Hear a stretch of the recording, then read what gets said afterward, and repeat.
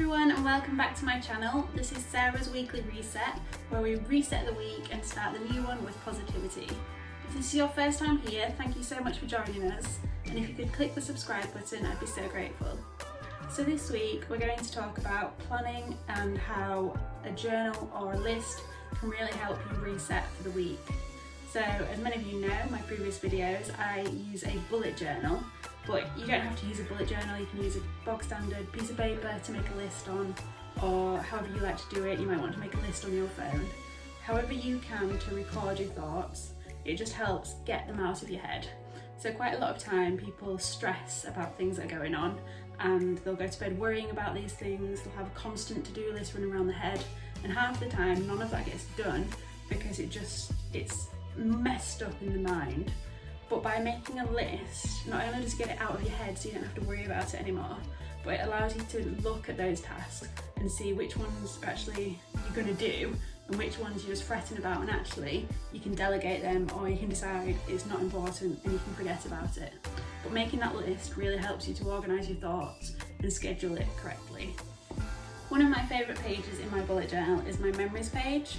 It's really basic and really easy to set up, but it really makes you focus on just the little things. So obviously at the moment we're on lockdown, we're not going out, we're not doing events, parties, anything that we'd normally be doing. So it's about taking the time to see the small things. So this is my memories page from last month.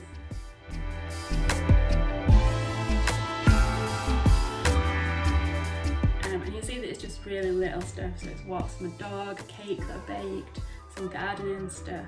And I think if you look back through your phone and realise how many photos you've been taking, some of them will be really like, oh, that's really cute, or that's really nice to remember. So I like to record them, and they're not high quality photos, it's just printed off, put in my bullet journal, but it's really nice to look back on. So that's a really good way of focusing on the positives in the month, because it's stuff that you want to remember. So I'll do a quick flip through of my coming month's bullet journal setup. This is for June, I've done this today. And it just gives you a flavour of how I sort of use my bullet journal to focus my mind and to really keep that positivity up throughout the month. If you want me to do a plan with me video, leave a comment in below so I know that you're interested, and I'll see if I can get that set up for next month.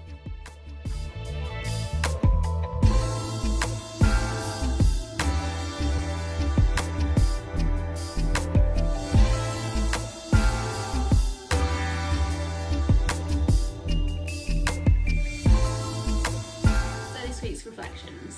For me, I've had quite a good week. Work's been going well. I've been eating slightly better, not amazing still, but it's been better than it was last week. And I've been getting out for a walk every day with Toby, which is an improvement on last week when I was skipping some of it. So all in all, it's going in the right direction. It's not quite there yet, but it's improving.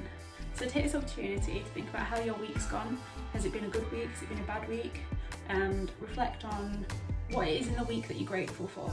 And even if it's just one or two things, like for this week, I'm really grateful for the weather, because as small as that is, it made such a big difference to my mood and the ability to go out and go for walks, because if it's raining, I'm not going to go.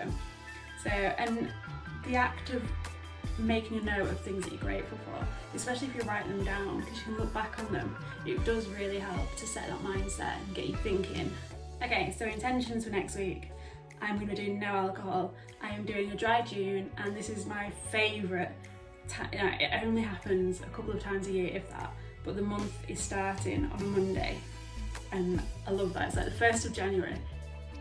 It's that feeling you get when it's a brand new, but it's like it all lines up. It's Monday and it's the 1st, and that's amazing. I get really excited about that. So I'm doing dry June, and my intention for next week is mainly no alcohol. However, I do want to increase my alcohol, completely opposite of what I wanted to say. I do want to increase my exercise a little bit further. Now unfortunately I've hurt my back, hence the cushion, so I won't be going for any runs, but I do want to increase the distance I walk with Toby and the amount of times I go. So at the moment I'm doing like one walk a day at lunchtime, about 1.5 miles, so I'd really like to get in a longer walk as well. Challenges. So last week's challenge was to run every single day. Did I do it? I didn't even run once. Absolutely bombed it, absolutely failed it. But it's a new week, reset it, it's fun. So next week's challenge, it can't be fitness related because of my injury. and because of the no alcohol thing, I don't really want to tweak my diet at this stage yet either. But what I'm going to do is I've been reading a lot about mindfulness and art and how that helps, and I'm not an artistic person, so if you've seen any of my bullet journal videos, you'll know that I can't draw. But this week, every single day, I'm going to try and do, it's like, it's called inches I think, so it's a 2 by 2 inch square, and you just create something, you just sit down for half an hour and create something. So I'm going to try and do a week's worth of that, and hopefully I'll get on a bit better than the running challenge. So if you want to join in, feel free, put a comment in below if you're going to join in. I'd love to see some pictures. So if you want to head over to my Instagram is sarahlu773, and I'd love to see your pictures of the challenge if you want to join in, or if you're going to do your own challenge, again let me know. So this is the part where I share with you a good news story.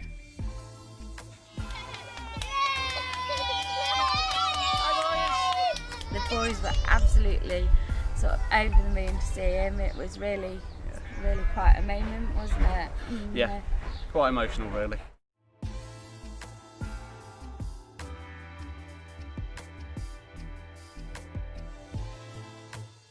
It's a sacrifice being away from our families for such a long period of time, but it's one I think we've all been willing to make in order to keep the lights on, the hospitals powered and the country moving. Good boy. Keeping that sort of regular contact was really helpful. You know, just to see each other's face So we and stay in touch. stay in touch and yeah, pass on virtual hugs.